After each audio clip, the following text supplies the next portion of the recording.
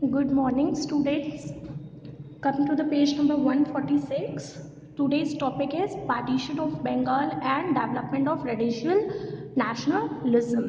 ठीक है, अब मैं आप लोगों को यहाँ पे बताती हूँ कि बंगाल का विभाजन कैसे हुआ और क्रांतिकाली राष्ट्रीय का विकास कैसे हुआ। ठीक है, मतलब किस तरह से आपस में ही लोग लड़ने लगे। ठीक है, क्या हुआ, लॉर्ड कर्जन थे, उन्होंने 1905 में क्या कर दिया, बंगाल को दो पार्ट्स में डिवाइड कर दिया। किस पॉलिसी के through? Divide and rule policy के थ्रू उन्होंने क्या कर दिया, उन्होंने बंगाल को टू पार्ट्स में डिवाइड कर दिया। और डिवाइड तो बंगाल को किया, बट उस डिवाइड करने के बाद उन्होंने एक तरफ हिंदू और एक तरफ मुस्लिम्स को भी डिवाइड करके रख दिया। और ये सब करने के पीछे का इंटेंशन था उनका इज़ दैट कि हम हिंदू और मुस्लिम्स के बीच की यूनिटी को, उनके बॉन्ड को ब्रेक कर सकें हमेशा के लिए। ये जो हुआ इसका काफ़ी ज़्यादा बुरा असर पड़ा बंगाल की सिचुएशन पे। वहाँ की जो सिचुएशन है वो काफ़ी ज़्यादा खराब होती गई। ठीक है, अब सुरेंद्र नाथ बनर्जी हैं जिन्होंने लिखा था पार्टीशन ऑफ बंगाल को cause the nationalist movement to take the aggressive stand. अब जो सुरेंद्र नाथ बनर्जी हैं उन्होंने क्या लिखा कि जो ये पार्टीशन ऑफ बंगाल हुआ है इसका सीधा असर कहाँ जाएगा, इसका सीधा असर जाएगा लोगों के में। अब लोग क्या करेंगे, अपना अग्रेसिव रूप दिखाएंगे। ठीक है, और हाँ, इसके बाद जो महात्मा गांधी जी ने थे उन्होंने भी क्या एक्सेप्ट किया कि हाँ अब हमें हिंद स्वराज चाहिए, हमें अपने देश का रूल्स चाहिए, हमें अपना अलग स्वराज चाहिए। ठीक है, इसके पार्टीशन के बाद लोगों के अंदर, इंडिया के लोगों के अंदर असली रियल अवेकिंग हुई। दैट मीन्स जो ये चैप्टर हम पढ़ रहे हैं कि लोगों के बीच में, लोगों के अंदर हमें जागरूकता पैदा करनी है, अब वो पार्टीशन ऑफ बंगाल के बाद ये होने लगी लोगों के अंदर कि नहीं, अब क्योंकि अब हिंदू मुस्लिम्स के बीच में यूनिटी थी वो टूट गई, उनका पार्टीशन हो गया। और जो लॉर्ड कर्जन का जो ऑब्जेक्टिव था इनके बीच में लड़ाइयाँ कराने का वो फुलफिल हो गया। ठीक है, अब क्या हुआ, अब तो सबने एक्सेप्ट कर लिया। ठीक है, सुरेंद्र नाथ बनर्जी ने भी, महात्मा गांधी ने भी, कि अब तो हमें स्वराज चाहिए। तो अब क्या हुआ, अभी तक ये लोग बहुत लिबरल थे, बहुत ज़्यादा अच्छे से पेश आ रहे थे। अब इन्होंने क्या स्टार्ट कर दिया, इन्होंने डेवलपमेंट कर दिया एक्सट्रीमिस्ट का। दैट मीन्स अब हम अपनी वर्किंग कैसे रखेंगे, वो लड़ाई झगड़े वाली फाइट करेंगे अपने हक के लिए। ठीक है, तो the real extreme mass representative of national movements was observed in Maharashtra. और सबसे पहली इसका जो रियल एक्सट्रीयर है ये कहाँ हमें देखने के मिला, महाराष्ट्र में। ठीक है, किस तरह से, सबसे पहले महाराष्ट्र में क्या रखा गया, पहले एक गणेश उत्सव ऑर्गेनाइज किया गया 1893 में। उसके बाद शिवाजी जयंती सेलिब्रेट की गई 1899 में, बहुत ही बड़े स्केल पे, बहुत ज़्यादा लड़ाई पे। और ये सारे जो इवेंट्स हो रहे थे, ये सब जो डेवलप हो रहे थे, ये सब करने के पीछे का जो रीज़न था वो यही था कि हम लोगों के अंदर जागरूकता लाएं, उनकी फीलिंग्स को बढ़ाएं। ठीक है, after that during 1896-97 there was a severe disconnect among people of Maharashtra owing to the outbreak of plague and drought। ठीक है, और उसके बाद 96 और 97 में महाराष्ट्र में ऐसी महामारी छाई जिसके कारण काफ़ी सारा अग्रेशन लोगों के बीच में फैल गया। ओके, अब इसके बाद क्या हुआ स्टूडेंट्स, हमारे जो लाला लाजपत राय थे वो पंजाब में एक्सट्रीमिस्ट मूवमेंट को चला रहे थे। ठीक है, वो क्या लोगों को इंस्पायर कर रहे थे, वो इंस्पायर कर रहे थे लोगों को कि अब अपीलें छोड़ के अपना हक के लिए लड़ना स्टार्ट करो, लोगों के अंदर भावनाएं जगा रहे थे। ठीक है, उनका खुद का एक न्यूज़पेपर भी था, दैट इज़ कयस्थ समाचार।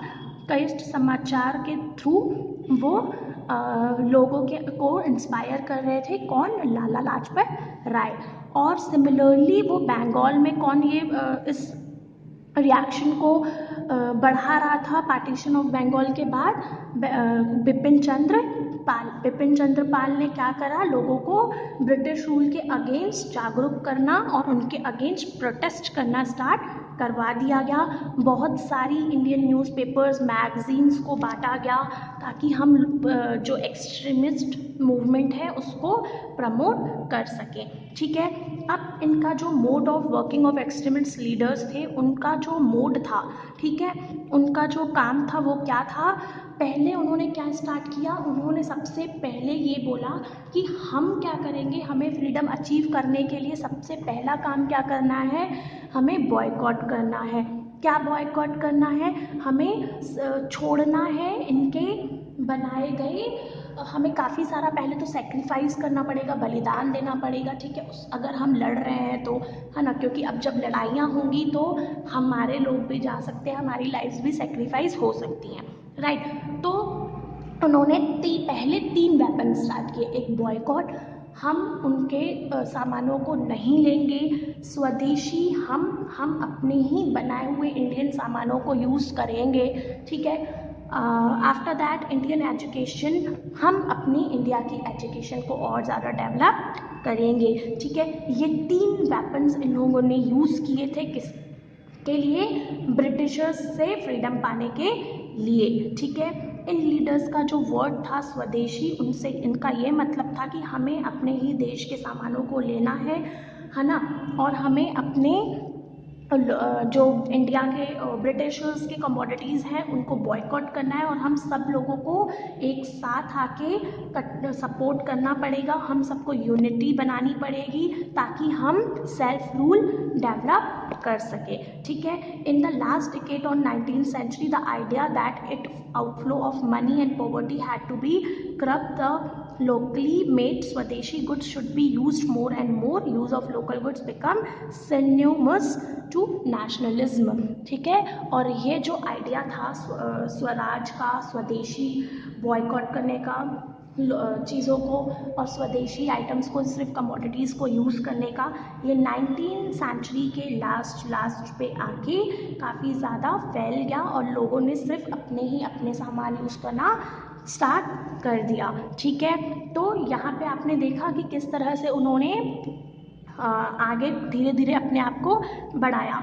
अब क्या है, जो इंग्लिश एजुकेशन है उस पर बैरियर लग गया। ठीक है, अब लोग अपने डेवलपमेंट के लिए जो इंडियंस हैं वो इंडियन लैंग्वेज को यूज़ कर रहे थे, है ना, आगे अपने आप के जो मेंटलिटी है उसको ग्रो कर रहे थे। उनका जो ऑब्जेक्ट था वो ये था कि हम अपने इंडिया में एक नेशनल एजुकेशन प्रोग्राम को सेटल करें, सो दैट हम लोगों के वेलफेयर के लिए उनको एजुकेशन प्रोवाइड करें, और इस तरह से उनका जो aim to achieve national welfare और national education council was establish, और जो उनका ये एम था नेशनल वेलफेयर का, उसके लिए एक नेशनल एजुकेशन काउंसिल इस्टेब्लिश हुआ। ठीक है, अब इम्पोर्टेंस ऑफ एक्सट्रीमिस्ट और रेडिशल मूवमेंट, इसके क्या इम्पोर्टेंस थे स्टूडेंट्स। यहाँ पे जो एक्सट्रीमिस्ट लीडर्स थे उन्होंने कौन सी पॉलिसी को अपना लिया था, नॉन कॉपरेटिव, मतलब अब हम कॉपरेट नहीं करेंगे ब्रिटिश गवर्नमेंट के साथ, अब हम क्या करेंगे, अब हम जो लोग और ज़्यादा स्ट्रेस नहीं बर्दाश्त कर सकते, हम अपने आप को और भी ज़्यादा पावरफुल बनाएंगे और उन लोगों की लड़ाई झगड़ों का इम्पैक्ट हम अपने ऊपर नहीं होने देंगे। ठीक है, उन्होंने, मैंने आप लोगों को जैसे बताया, बॉयकॉट, स्वदेशी, ये सारी नेशनल एजुकेशन काउंसलिंग को इस्टेब्लिश किया, नए नए क्रिएटिव प्रोग्राम्स को लाया। ठीक है, और हमारी जो क्वालिटी है सेल्फ एस्टीम की, सेल्फ डिपेंडेंस की, इन सबको हर इंडिविजुअल में डेवलप कराने की कोशिश की। ठीक है, अब students, the main leaders of extremist nationalism के कौन थे। जिस तरह से मैंने आप लोगों को मॉडरेट लिबरल के मेन लीडर्स बताए थे, उस तरह से इनके 3 मेन लीडर्स थे जो डायरेक्शन दे रहे थे और मोटिवेट कर रहे थे। वो 3 ये थे, लाला लाजपत राय, बिपिन चंद्र पाल और बाल गंगाधर तिलक। इन तीनों को ही पूरा क्रेडिट जाता है लोगों के अंदर सेल्फ रिस्पेक्ट, सेल्फ कॉन्फिडेंस और करेज इस्टेब्लिश करने का, दैट मीन्स डेवलप करने का। ओके, तिलक को हम फादर बोलते हैं एग्रेसिव नेशनलिज्म का। क्यों?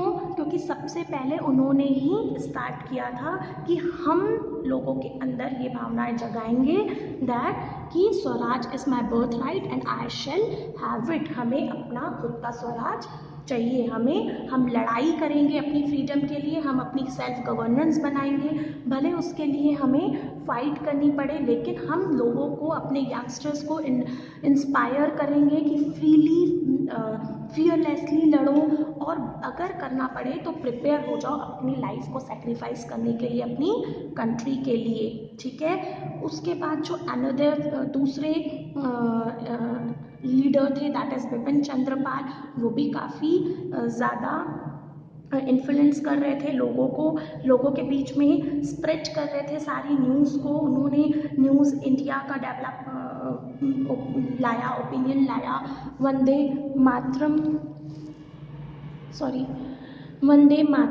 का लाया। पार्टीशन ऑफ बंगाल के बाद उन्होंने काफ़ी सारा रेडिशल नेशनलिज्म पे वर्क किया।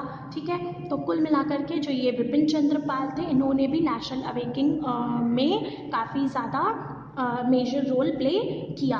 एंड लाला लाजपत राय तो मॉडरेट थिंकिंग के हमेशा से ही अगेंस्ट थे। उनको तो कांग्रेस के एक्शन में जो ये मॉडरेट लीडर्स थे उनका काम समझ में ही नहीं आ रहा था। वो शुरू से ये चाहते थे कि हम ये मॉडरेट को ना अपनाएं, वो शुरू से ही अग्रेसिव बिहेवियर को सपोर्ट कर रहे थे, लेकिन वो और भी ज़्यादा स्ट्रॉन्ग हो गए प्रोटेस्ट करने के जब पार्टीशन हुआ पार्टीशन हुआ बंगाल का। ठीक है, उसके बाद तो उन्होंने क्या बिलीव करना स्टार्ट कर दिया कि अब हमारे कंट्री के लिए, हमारे लोगों के, नेशन के वेलफेयर के लिए क्या इम्पोर्टेंट है? स्वराज इम्पोर्टेंट है, खुद का सेल्फ रूल इम्पोर्टेंट है, ताकि हम अपने नेशन को डेवलप कर सकें, अपनी एक अच्छी गवर्नमेंट बना सकें और ब्रिटिश रूल को ख़त्म कर सकें। ओके स्टूडेंट्स, सो यहाँ पे हमारा चैप्टर 8 ख़त्म होता है। आई होप आप सब लोगों को अच्छे से समझ में आ गया हो। Thank you.